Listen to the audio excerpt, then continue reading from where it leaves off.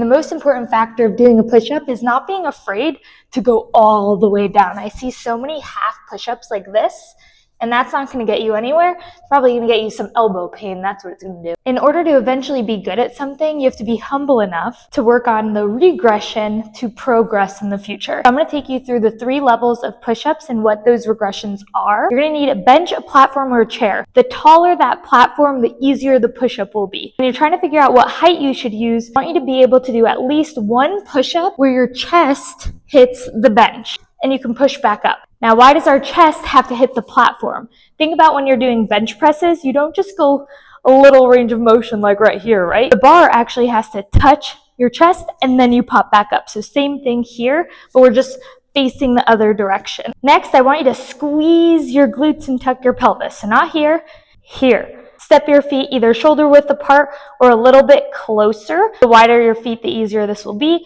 You don't want your elbows to flare out like this. You actually want to tuck them in so it makes an arrow. This elbow is trying to touch that corner of the room, and this elbow is trying to touch that corner of the room. Down and push. Once you can do 10 of those consistently, you're ready for level 2. Knee push-ups. I want to get you used to not being afraid for your chest to hit the ground. With your knees on the ground, you're going to do that pelvic tilt we talked about, squeezing your butt. Again, knees can be a little bit wider to make it easier or closer together. You don't want your hands out in front of you. You want them under your armpits. And now elbows back to the back corner, chest hits the ground, and push up.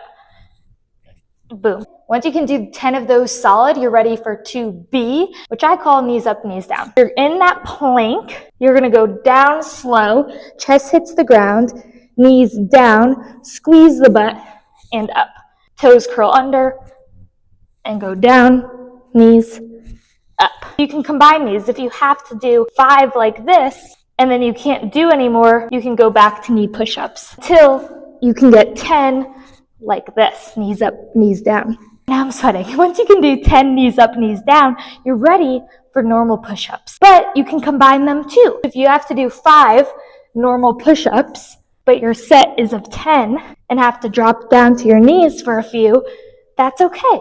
Be okay with these regressions in your workouts. That's what makes you stronger. You want something to work up to. I hope this is helpful. Bye.